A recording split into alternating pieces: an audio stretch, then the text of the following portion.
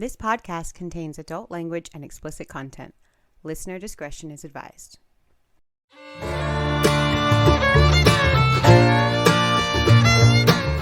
Hi, I'm Grant. And I'm Erica. And this is From Crime to Crime.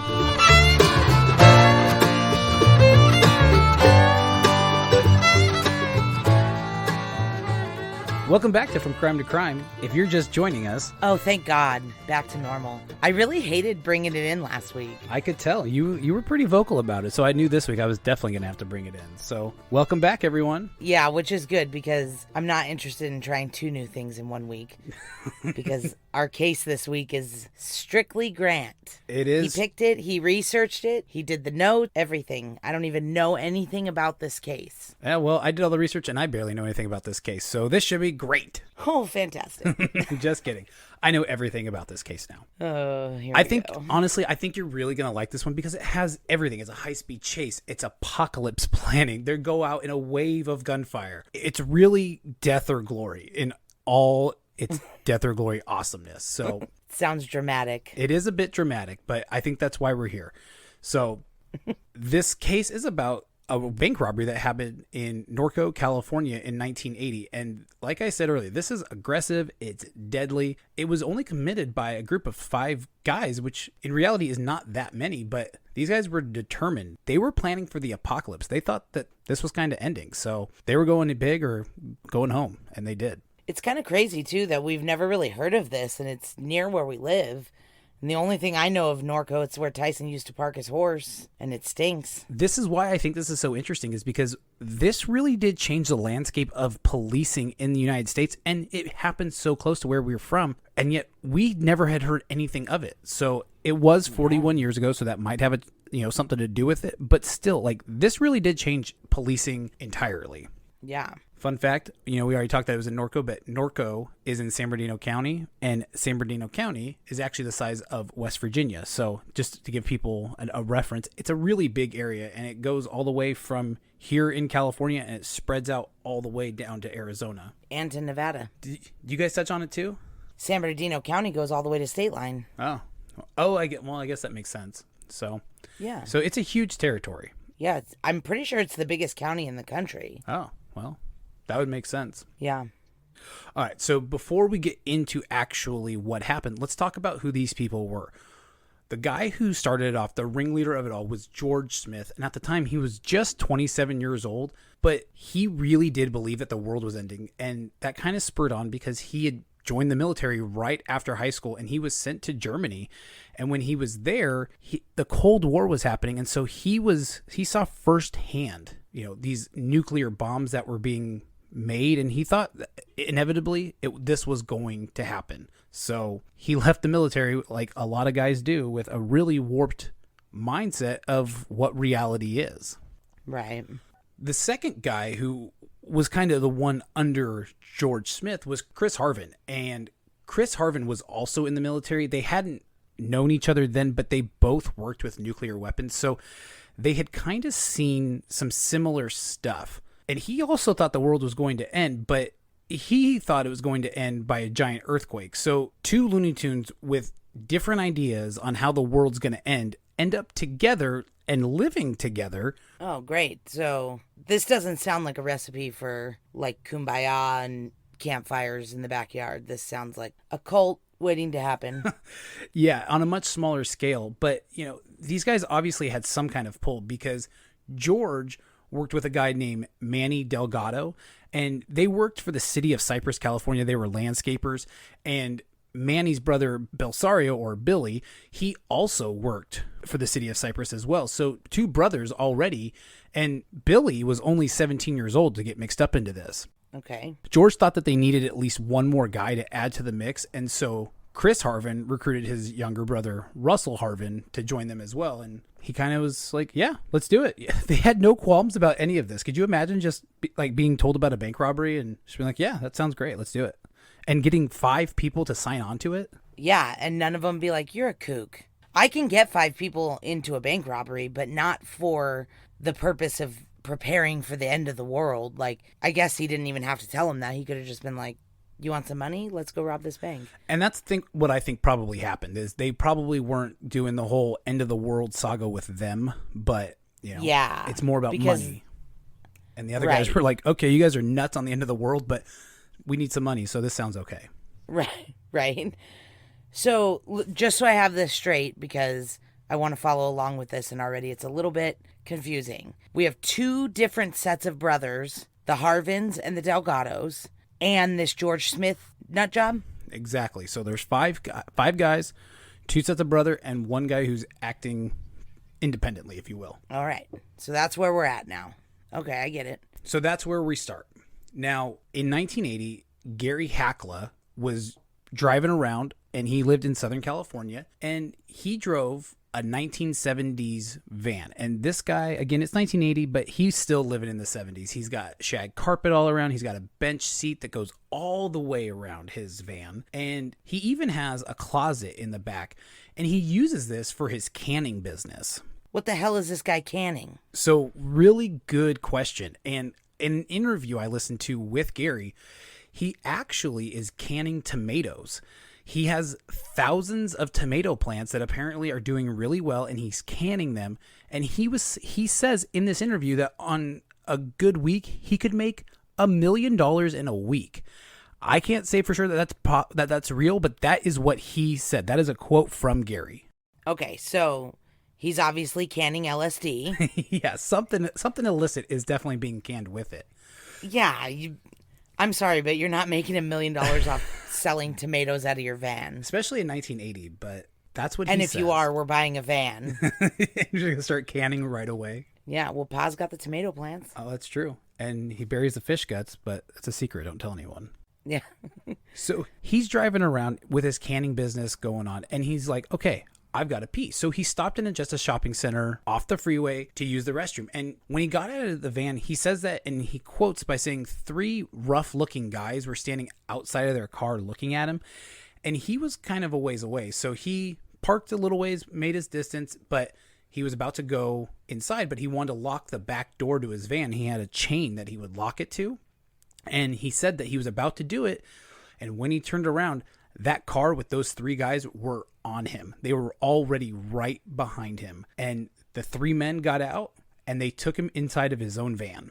They just grabbed him and pushed him inside the van? Yeah, so what he says is they took him and they got him in the van, and then one of the kidnappers took nylon rope, and they tied his hands and his feet together, and they put a sack over his head, obviously, so he couldn't see anything. After they did that, Gary says that he heard 2 other guys get into the van, and the kidnappers took just an ordinary pocket knife, and they hacked at a small closet that Gary had in the van, and they stuffed him in the closet. Gary says that this was a really small space, but you can fit into really small spaces when, things like this are happening to you.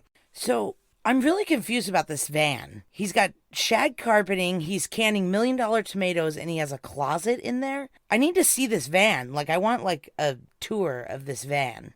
I wish I had pictures to show you, because I would love to see that as well, because just the thought of it sounds crazy. It sounds absolutely astronomical to have this huge van with shag carpet, a bench seat, and a closet. And again, it's not a big closet, but he was able to fit his way into it. Well, and how lucky are these robbers that Gary and his sick-ass van pulled into the right parking lot when they were waiting to steal a getaway car? That's crazy. I know, and that was kind of what he said too, was this wasn't really targeted. They weren't following him or anything. It's just he was at the wrong place at the wrong time. Yeah. They probably would have taken any big vehicle, big enough for however many of them you said there were, 5? Yeah, absolutely. So this is Friday, May 9th, and these kidnappers, they drive to the Security Pacific Bank in Norco, and when they pulled in, there happened to be an employee from a bank across the street who saw it pull into the driveway and saw 4 guys get out. They were dressed in military fatigues and had very large guns with them. And at that time, it was definitely not normal for people to be walking around with large guns. Not that it is today, but it was even less normal then. Yeah, of course. You see a van pull up and 4 guys jump out in military fatigues with guns yeah. running into a bank. You're like, oh my God, this is going to be an Ocean's 11 situation. Yeah, you don't need to be a bank employee to realize this isn't a good situation. No. Yeah, that's pretty common sense. So the employee calls 911, and luckily there happened to be a Riverside County Deputy Sheriff, Glenn Belaski, at the same intersection, and he was there for a traffic stop when the call came in.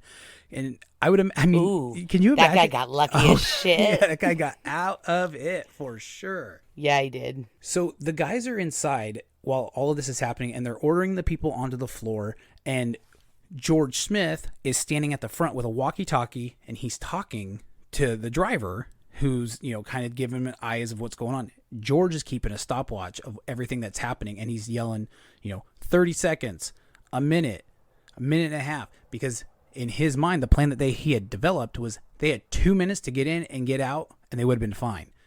But Okay. that wasn't really the case, especially with a cop who was sitting in the intersection right there.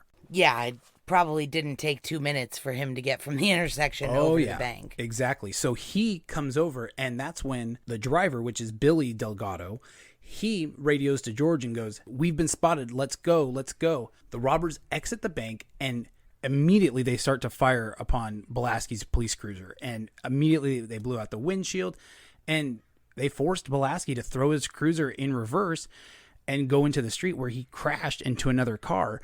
And while all of this is going on, he's trying to take cover behind his vehicle as well and return fire at them. And he's alone? He's alone at this point, yeah, because this is happening so fast. Yeah, because backup hasn't even got there. Exactly, Okay, it's happening yeah. so fast. Now, wait, did they shoot anybody inside the bank? No. So Okay. in the bank, they threatened everybody. They said if they, sounded any alarms, did anything like this, they would kill them. But no, they did not shoot anyone. They did not do anything.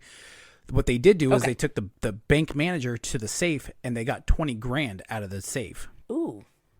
That hardly seems like enough money. I agree, especially even in 1980. That doesn't sound like a lot of money for what is about to happen. Yeah, it's like, did you guys choose the wrong bank? Like, you should have tried a B of A or a Chase or something. They might have had more money. Well, it's a good thing that you brought that up too. And it was a Friday, because George picked that knowing that was payday for most people. So the bank would have more money, and they still only got away with that little amount of money. Yeah, that just seems not worth it. Right. Okay, sorry, I didn't mean to take you back. I just That's okay. I wanted to clear up because I didn't know if anybody got shot in the bank, so. Everyone in the bank is A-okay. Okay. They make their run, and they get into the van. And then once all of them were in, that's when they made their attempt to actually flee the scene while still shooting at Deputy Belaski. As the van sped away, Belaski took out his shotgun, because he only had a revolver and a shotgun. And he shoots at the van, and one of the stray bullets, or one of the stray pellets, I should say, hits Billy Delgado right behind his right ear and sent the van crashing into a telephone pole. Wow.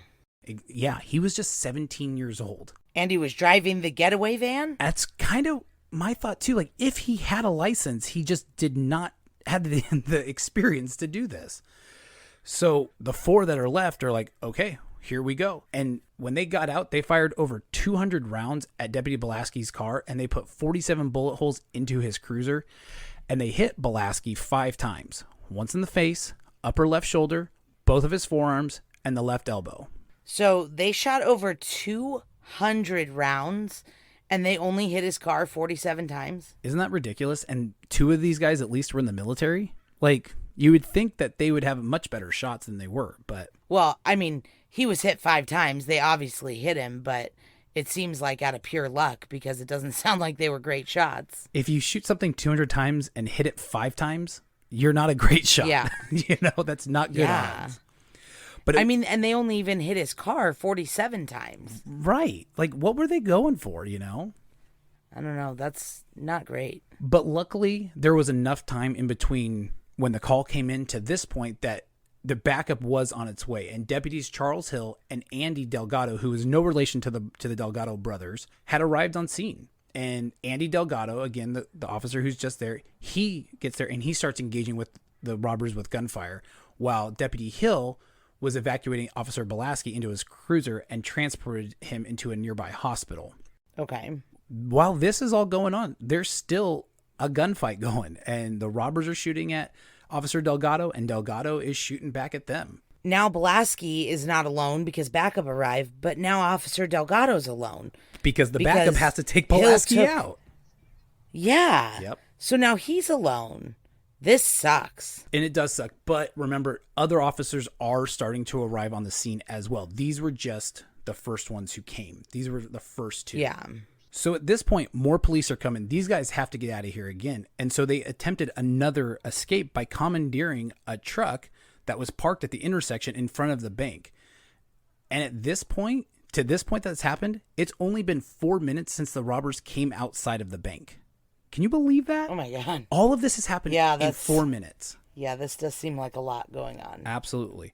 So as these four guys are leading the police through this pursuit, they're continuing to shoot at the officers who are pursuing them. And they're even throwing homemade bombs at them out of the back of the truck. But they had left some items behind in the van. They left behind most of their guns and ammunition. They left behind all of that $20,000 that they had stolen. Oh, Jesus. And there was one thing less that they had left behind too. Oh my God. Gary. Yep. Gary Hackla was still in the back of his van, and he still needed to pee. Oh my God, but he was alive? He was alive. He said that once he heard that the gunfire had stopped, that's when he started to work his way out of that closet and out of the van. And as he said that he saw the driver, Billy Delgado, still in the driver's seat, and he wasn't dead until that point. And Gary was really afraid that he might try to grab one of the guns that was nearby and kill him, but it sounds like Billy was actually pretty incapacitated from his injuries, even though he had not died yet. Yeah, but he was shot in the head. I mean... Yeah, exactly. He was going down quick. Yeah. Wow. Well, I'm glad Gary survived, because how will we ever know how we're going to make $1 million canning tomatoes if he didn't survive? I don't know that we ever will learn how to can tomatoes for $1 million a week, but hey, maybe Gary's got some kind of master class he can teach or something. Yep. So the reason why this changed the scope of policing is because of the firefight that ensued with these guys, and it was the guns that these guys had that the police didn't, which really has led to the militarization of the police, because these guys came equipped, and you can be a lot more helpful than I can because I don't know very much about guns, but they came out with a Colt AR-15. I know that's a big gun. Mm-hmm. A 5.56 rifle. I'm pretty sure that's a big one. Yeah, similar. Yeah. A G3 semi-automatic rifle. Again, sounds dangerous. Well, all guns are dangerous when they're in psychopaths' hands. I'll give you that. Yeah. Pump action shotguns. So the police have those, and so do they. They have handguns, again, what the police have. So, and then they have homemade IEDs or homemade bombs. So the police are not going to be throwing bombs at them. They also had a katana sword, which for anyone who doesn't know, that's what Leonardo carries in the Ninja Turtles. So it's a pretty big deal. These guys in total had over 9 guns and over 500 rounds of ammunition. And again, the police were only armed with shotguns and revolvers at this time. They didn't have anything else. Yeah, that's definitely outgunned for sure. If all the cops had was a revolver and a shotgun, they're definitely outgunned. Exactly. And at this point, the only kind of weapon that they had that was an automatic weapon was an M16 that the San Bernardino County Sheriffs had in their evidence locker that they had gotten from a big bust that they had done. And they had actually contacted the military and said, hey, we recovered your weapon. Like, you want it? And they were like, nah, it's damaged or it's not good. You guys can keep it. And the police were like, we don't know what to do with it. So they kept it in their evidence locker, not knowing what else to do with it. Well, good thing they did, because an M16 will hold up against an AR-15. They're pretty much the same gun, except an M16 is an automatic. Well, and 16 is bigger than 15 too, so that probably helped. Thank you. It's not the way it works, but okay. Oh, well, again, I don't know much about guns.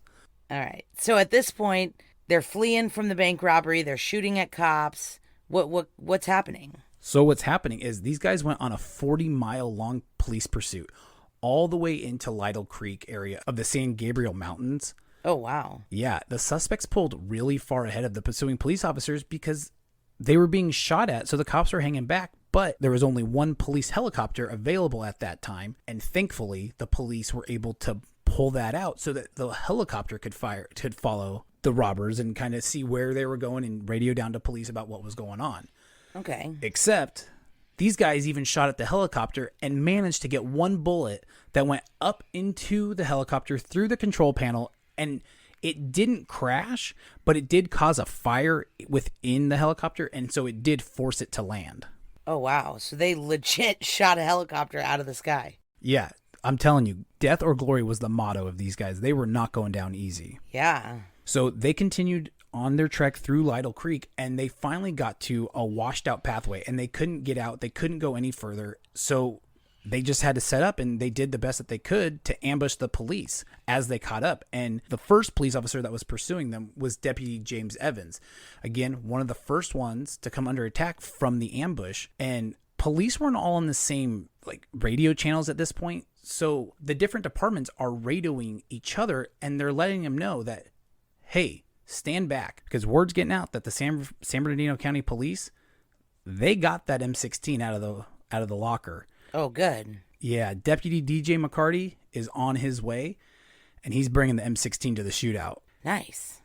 Yeah, Deputy James McPherson drove the car as they were getting there, and as they pulled up, he saw Deputy Evans, who was still fighting off the robbers, and he looked at them, and as he did, one of the robbers' shots came in and shot him in the right eye and killed him instantly. Ah, shit. They were just too late, and he had done such a good job fighting them off, but they were just overpowered. He didn't have the right power to fight them back with. Yeah.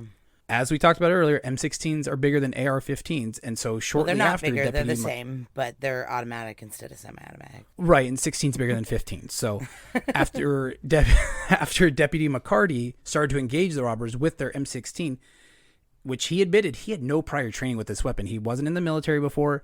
I think at this point he's probably wishing he was and had been around this, but he starts firing at these guys, and they realize we're overpowered, and they stop shooting at the police, and they flee the scene, and they start running on foot into this wooded area of Lytle Creek in San Bernardino. All four of the guys split up and went in different directions. Why didn't these idiots just fucking do that in the first place? If they were so far ahead of the cops and they shot down the helicopter, when they got to this washed out creek, why didn't they just split up and all run in different directions? Why did they wait around and ambush the cops? I think because they thought they had the bigger weapons that they were going to be able to take the cops out. Yeah. I think that was their mindset. Again, this was a death or glory kind of a thing until they realized, oh, they have big guns too. Yeah. Or at least one. At least one, yeah. So they all split off and went in different directions. And the next day, the manhunt was on for them again, going through this area. And they did find 3 of the gunmen and were arrested. And the first one was George Smith, the ringleader of the whole thing. And he was found on the ground in one of the areas. And he had been shot twice in the left leg and once in the groin. And he had lost so much blood that he was very, very disoriented. And, police said, how long have you been in this area? And he said, oh, I've been here for a couple of days. I've been shot. But they knew it had only been a few hours since this whole thing had happened. So he hadn't been there for a few days. Yeah. Chris Harvin, he was shot once in the back, and he and his brother went separate directions, but they did end up finding each other out in the woods overnight. And Russell helped tend to Chris's back and, get him patched up and all that kind of stuff as best as he could with the limited supplies that he had. So they were both alive too then?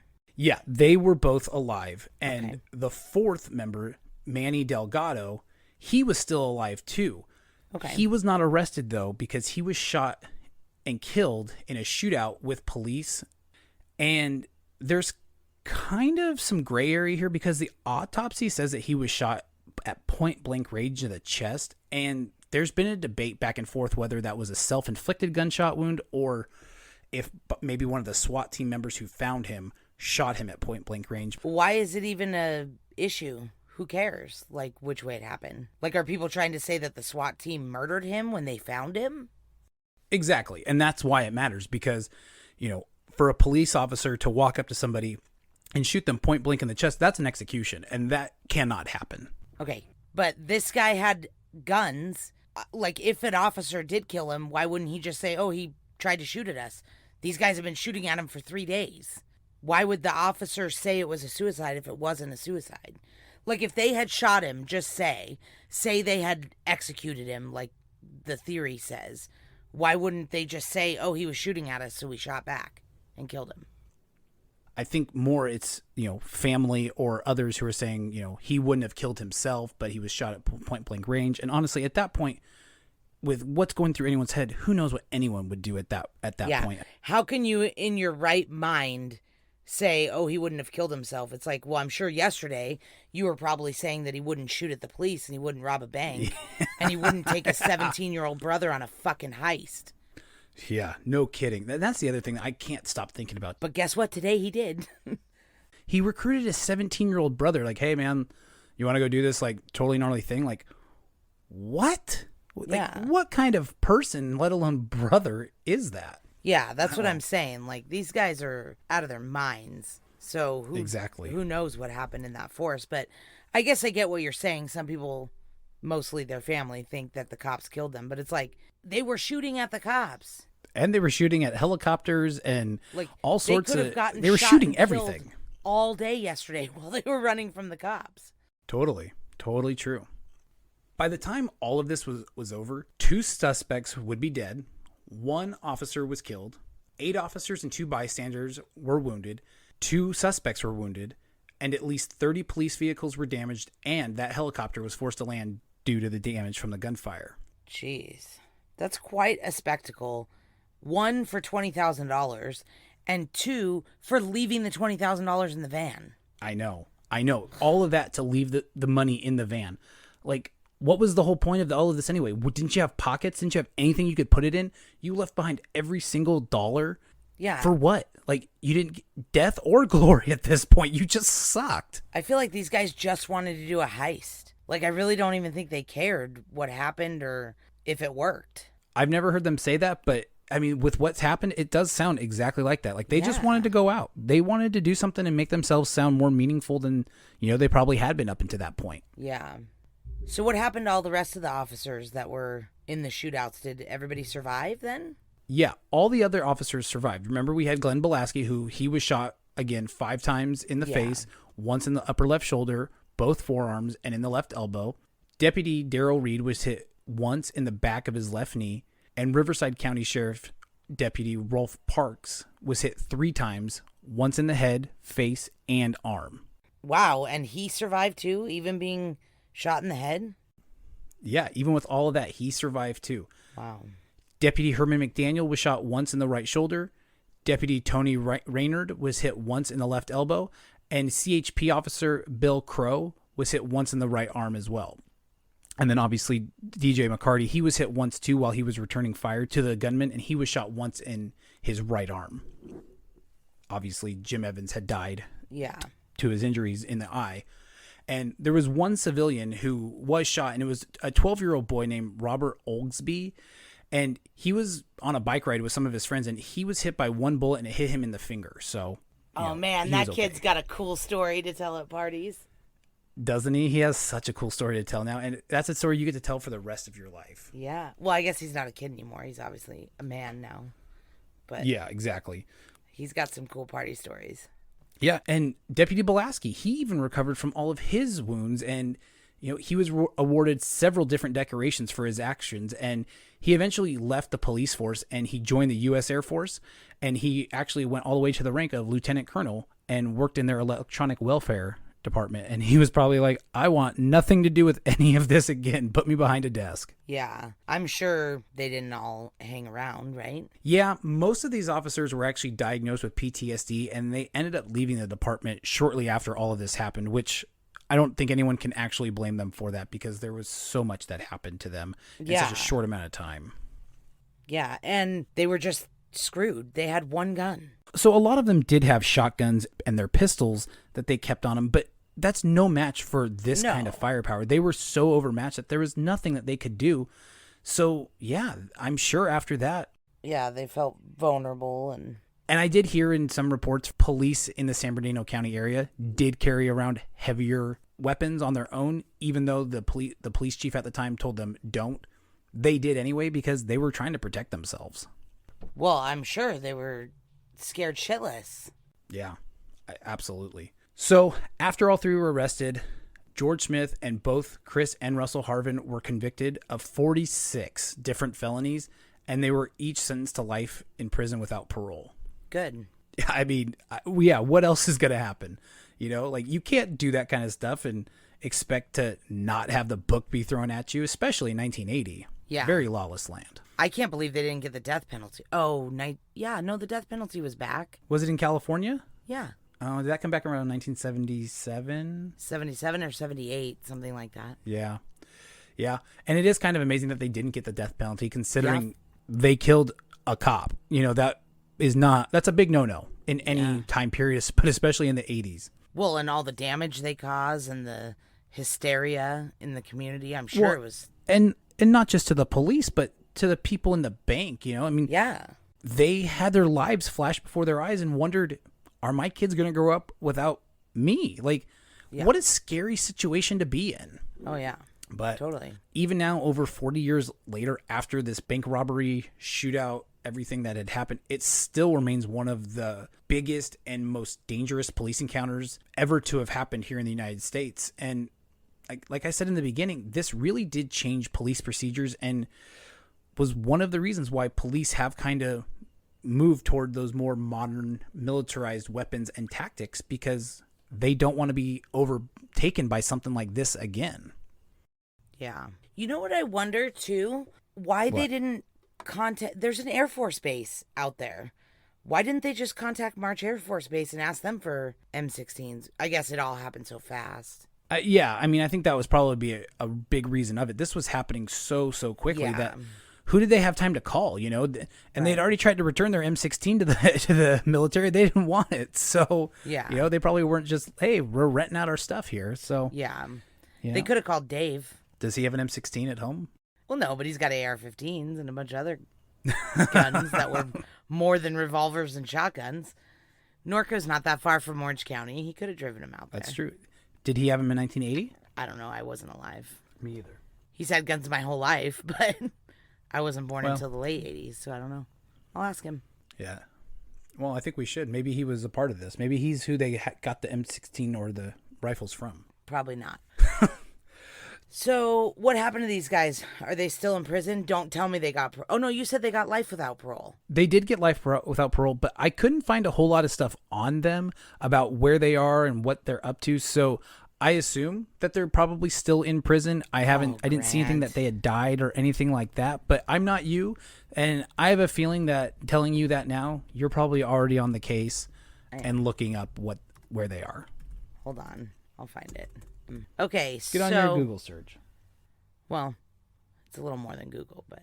Okay, so George Smith is 69 years old now, and according to the CDCR website, he's incarcerated at the Substance Abuse Treatment Facility in Corcoran State Prison. Awesome. Oh.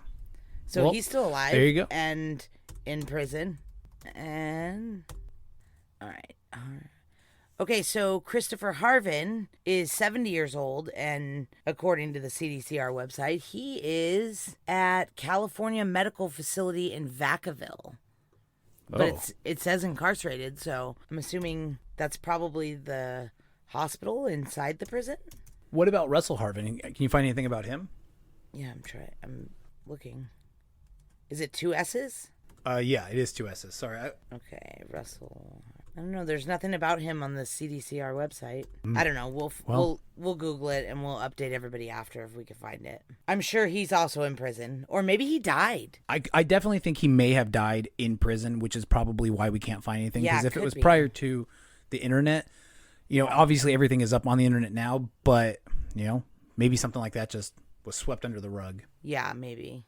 Anyway, well, that was a pretty bananas case, dude. I told you. It's gnarly that this kind of stuff happened and happened pretty close to us, and we had never heard about it before. But also, it really did change the way police did things. And the reason I thought this was interesting is because now in today's society, we're talking about the way police are doing something. So, it kind of started here for a good reason.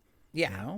So it's nice to know the backstory and the history of how this all got started. And this was why it all got started. And it kind of, if the bad guys have them, there. the cops have to have them. That's the thinking. Exactly. Yeah. That's crazy. Was it a better story than you thought it was going to be? It was a lot better than I thought it was going to be, actually. I was really not interested in this story at all. Bank robberies just sound so boring to me. I've never even watched Ocean's 11. Well, you should, because they are interesting and exciting. But yeah, I'm just like, they've never been like, eh. But this one was kind of bananas. So anyway, Yeah. I thought that was a really interesting case, and even though you wanted nothing to do with it, I'm glad you let me do it. Yeah. Glad I could keep you entertained. All right, so is that everything about this case that you want to talk about? That's everything for the case, but there is one thing I want to mention. For the first 5 people who go on to Apple Podcasts and rate and review us and leave their Instagram handle in the review or take a screenshot and send it to us in an email, we will send you a From Crime to Crime shirt for doing that, because these things matter way more than they should. Yeah, I never realized how much ratings mattered until we started a podcast. Now I'm going back to all the podcasts that I've listened to forever, and I'm rating them and reviewing them. And No, you're a much better listener than I am. But no one offered me a shirt to do it, so I'd do it for a shirt. Yeah, exactly. And part of the reason why we say on Apple is because we're pretty sure you can't leave a review or rating on Spotify. So If you can, take a screenshot and send it to us too, because we didn't know that. But yeah, let us know. We're new to this technology world. yeah. That's why we need the Instagram handles or a screenshot, because we won't even know how to contact you if you don't leave that.